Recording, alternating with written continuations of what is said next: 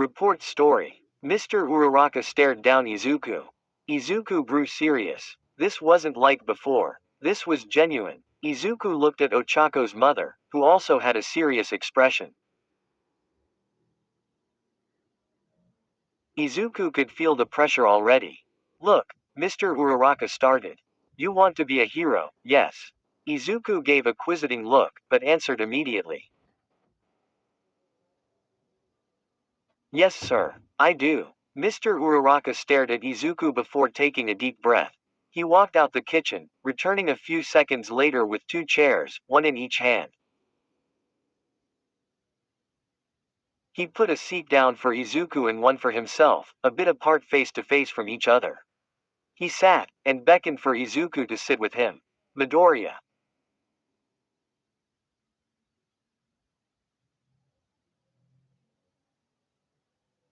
Mr. Uraraka started. My wife and I. We know why our daughter joined the hero course at UA. She's there for money, to make enough profit to help support us and have legal use of her quirk to help save cost on machines for our construction business.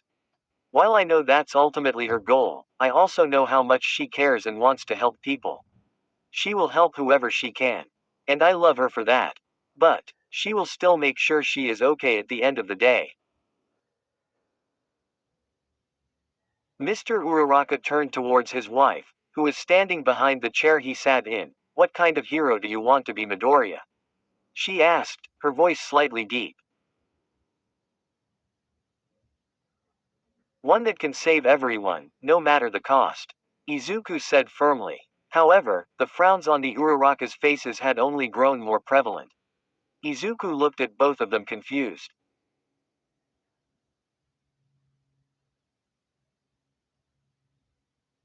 What was the issue exactly?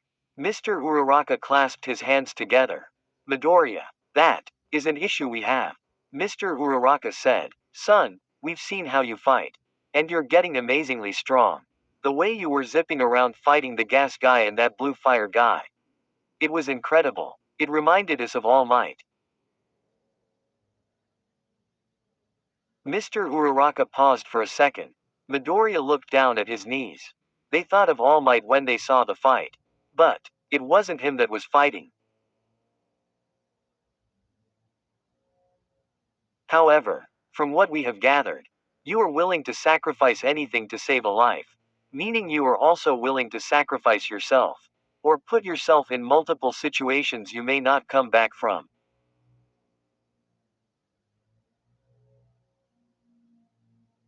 Izuku kept looking at his knees. He knew where this was headed. What does Ochaco do if you don't make it back one day?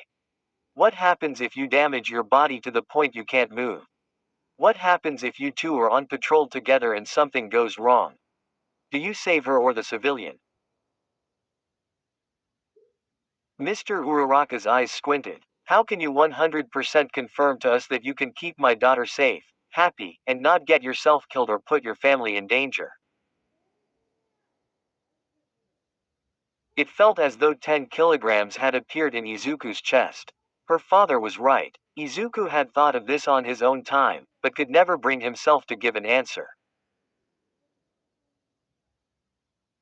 However, it was time to confront the obvious problem in front of him. He knew he had the spirit and instinct to jump in whenever anyone needed help. No matter who or what.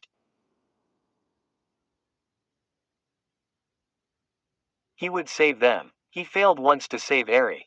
He refused to ever let someone down again. However, it's impossible, Izuku said simply. The father sat up, paying full attention to the green-haired boy in front of him. The same way I can't guarantee a villain won't pop in through your door right here, right now anything can happen. I could die to a villain attack. I already almost have. Izuku gripped the chest area of his shirt, remembering the gasoline explosion, the shards of glass flying towards him and the school hallway debris covering him.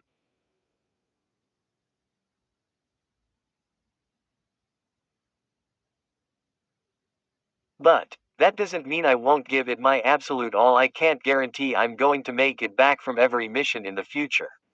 I can't guarantee Ochaco won't get hurt on her own mission. But, I can guarantee 100% that I will try my absolute hardest to save anyone and everyone. I don't want to be a hero for fame or glory. I just want to save everyone with a smile. And Ochaco is a part of everyone.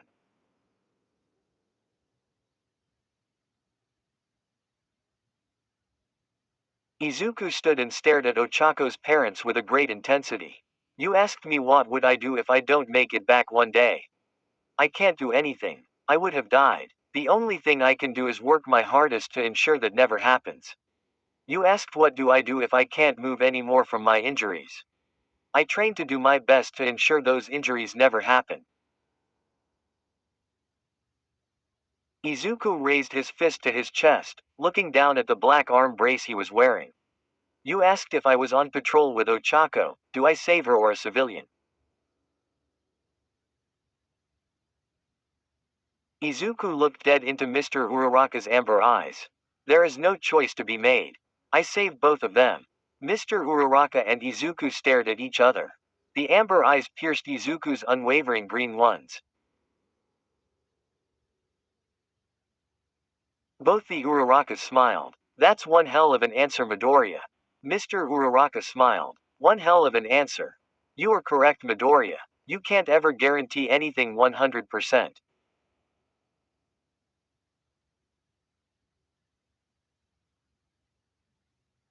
Mrs. Uraraka said. Those who immediately say, that won't happen, or, I'll make sure to protect her no matter what. Those are people who can't understand the real world or are just saying things to impress the father. You recognize the reality of the situation. You gave a real, honest, and truthful answer. The only thing you can ever do. It try your absolute hardest.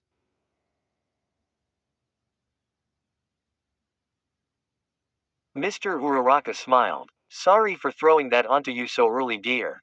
Mrs. Uraraka said with a hand to her cheek. Usually we wouldn't ask a 16-year-old a question like that. However, with the way Ochaco talks about you, I don't think you two will be separating anytime soon.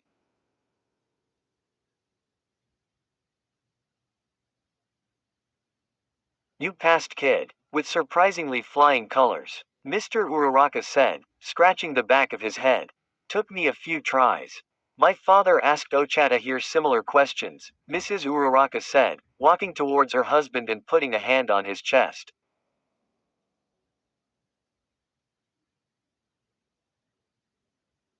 Of course they were about the dangers of construction work, but similar nonetheless.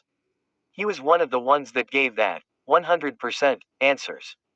My father would always send him away. Yet Ochata would always return, week after week of contemplating, until he realized what my father was trying to teach him. And now here we are.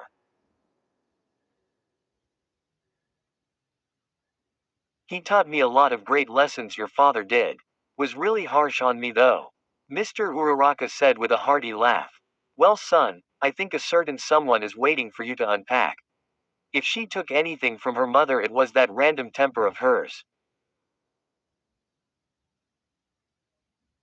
What was that? Mrs. Uraraka said with a glare. Mr. Uraraka gulped. Well, excuse me then, Izuku said, bowing a bit and turned to walk towards Ochako's room. Izuku opened the door to see Ochako sitting on the bed, smiling wide and bright at him. Izuku gave her a smug grin. You were listening in the hallway, weren't you? Izuku asked, folding his arms looking at her. Ochako somehow smiled even wider. She jumped off the bed and floated towards him, landing right in his arms. You know me so well, she said as she kissed him. Now let's get these boxes unpacked. It looks like they brought everything from my old home here. Izuku smiled at her excitedness. Let's get started then. Baku, what's wrong? Eri asked from Bakugo's lap.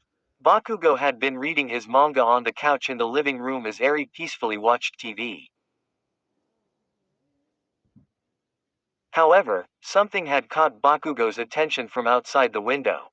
Stay here, runt, Bakugo said as he picked up Eri and placed her on the couch. Eri nodded and went back to focusing on her TV show as Bakugo walked out the front door of the house.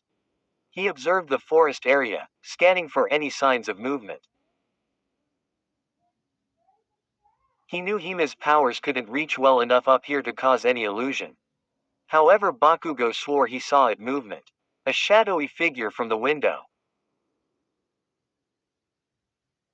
Bakugo walked slowly around the large cabin house, his hands in his pockets outlooking the forest. However, the movement he had seen out the corner of his eye had seemingly vanished. Tisk! Bakugo clicked as he went back into the house. Something was off. He didn't know what, but he knew he had seen something. Someone. Where stories live. Discover now.